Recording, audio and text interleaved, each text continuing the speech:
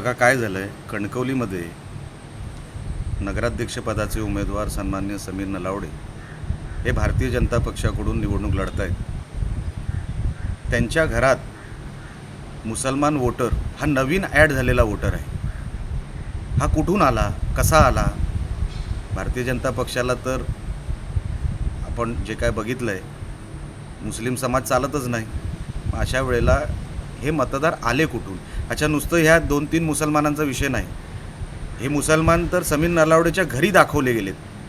हा भाग जो आहे, जो घरी दाखवला गेला आहे, ते घरी राहतात का? त्यांच्या ते राहतात तर मग इतके वर्ष ते कुठे होते?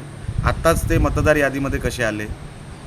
दुसरी गोष्ट, हे जे काय चाललं आहे ना प्रकार, 169 मतदारांचा हा जो गठ्ठा आहे, तो समीर नलावडेंच्याच प्रभागामध्ये कसा वाढला ह्या निवडणुकीमध्ये?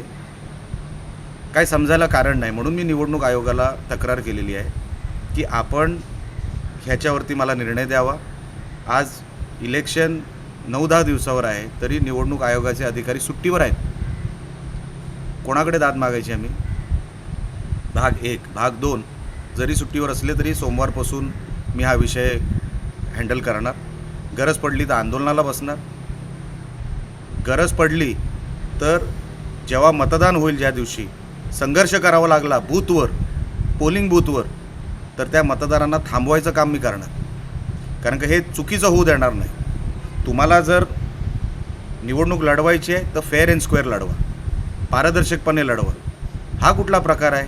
इथून तिथून मतदार जमा करायचे, कुठून तरी बाहेरून पिल्लावळ जमा करायची आणि मतदार बनवायचे, असं नाही चालणार. तो जो बूथ लेवल ऑफिसर आहे त्याच्यावर पण मी तक्रार केली आहे. तो कोण आहे बूथ लेवल ऑफिसर इलेक्शन कमिशनचा, ज्यांनी हे मतदार आता वाढवलेत? कुठून आले हे मतदार? काय कारण आहे? ही सगळी कारणं जी आहेत ना, ती मला निवडणूक आयोगाकडून ऐकायची आहे. मला ते काय सांगतायत मला बघायचं आहे.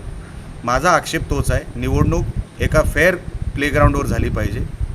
समान सगळीकडे संधी सगळ्यांना असली पाहिजे. वर खाली जर निवडणुका झाल्या तर निवडणुकीला अर्थ काय?